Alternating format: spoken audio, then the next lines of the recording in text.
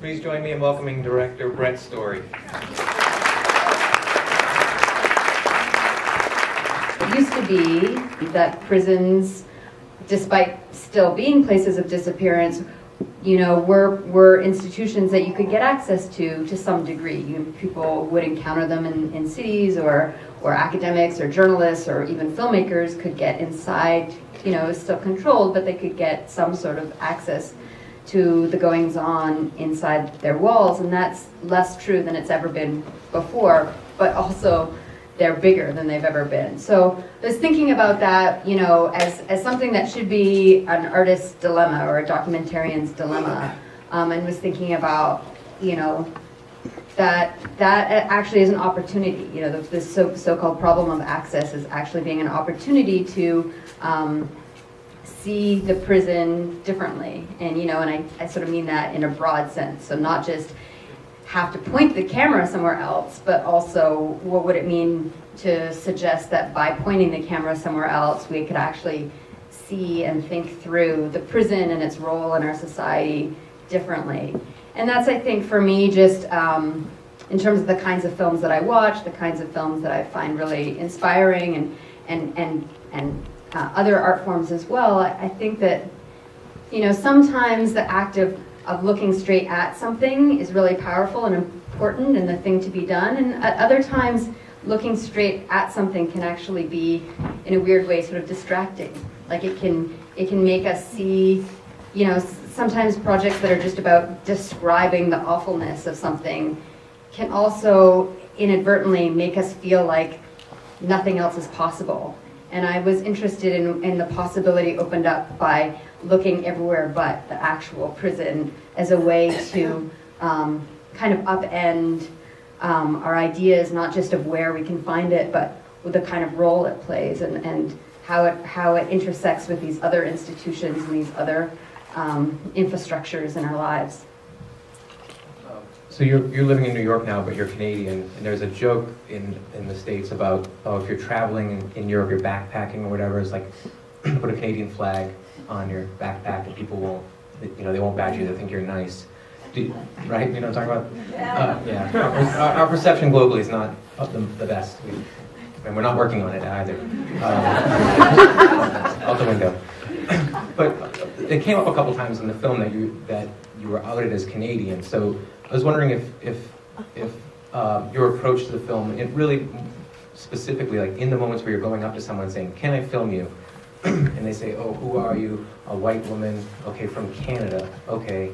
Did that play a role in the actual, sort of meat of the filmmaking? I get this question so often, and I had never thought about it until I started getting this question. And I think one of the reasons that I've never thought about it is that I think for Americans there is an assumption that people outside of the U.S. feel very different. And I, as my citizenship is Canadian, but the degree to which sort of the influence of American power and American culture is so dominating, I don't feel outside of the U.S. I feel sort of part and parcel of America, even while there are different histories and different contours. And so, I never felt like an outsider trying to investigate the U.S. prison system. I was interested in focusing on the U.S. partly just because of the scale, but what I felt like I knew about it and what I encountered are very similar to what I encounter in Canada, which is a system that, an institution that warehouses almost entirely poor people and people of color, and that gets used to solve all sorts of social problems very unsuccessfully. But that said, the fact that I keep getting this question does make me wonder, and it's true that we had that moment, there's that moment where I'm talking to Derek in St. Louis, and he's schooling me a little bit in American racism, and I did think a lot about being a white woman and whiteness as part of the story of the U.S. prison system, but I in retrospect, I do wonder if there was,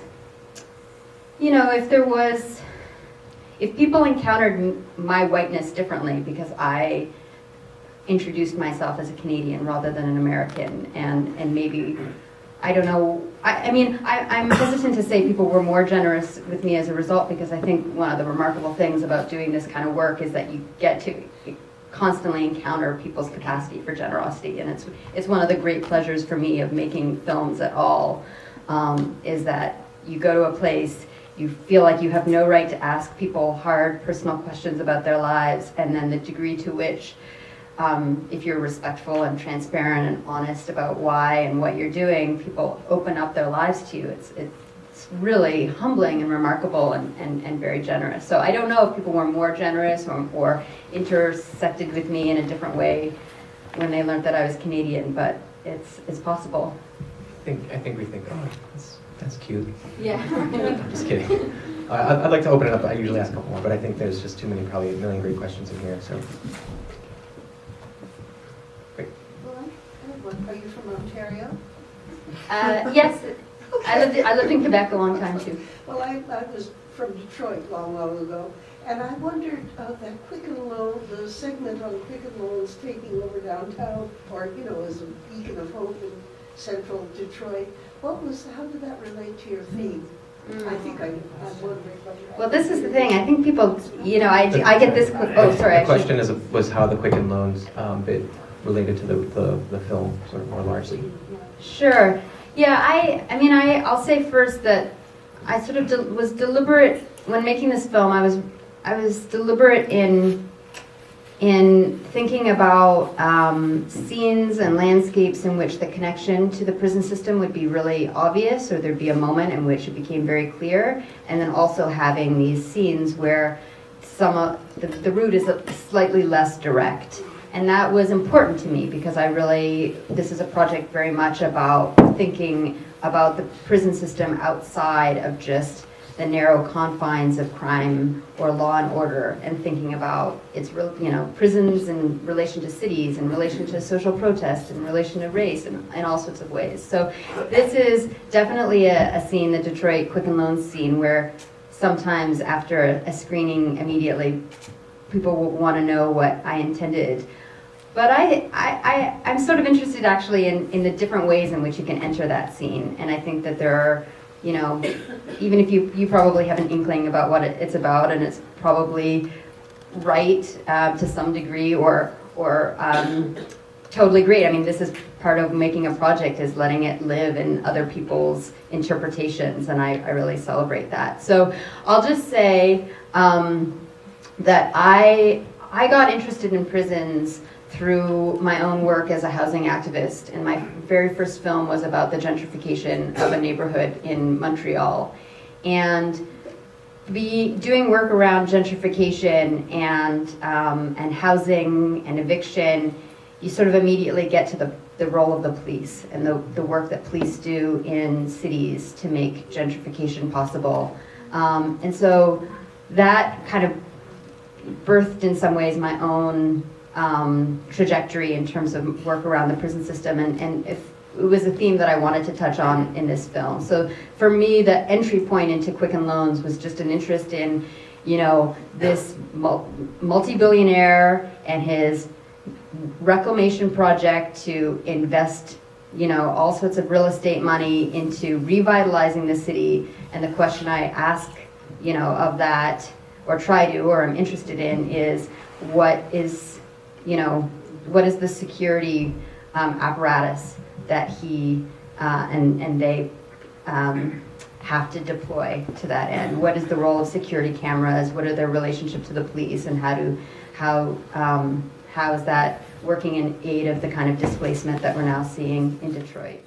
The last shot was of Attica, and yeah, I think that the film is also very interested in the effect, obviously the effect of incarceration on people and communities on the outside. And one of those effects, one effect is just ripping loved ones from each other and isolating people and destroying relationships. I took that bus ride to Attica numerous times, and it's always really remarkable to me that, it's a long journey, and it's expensive, and people travel a lot just to get to the street corner where they then catch the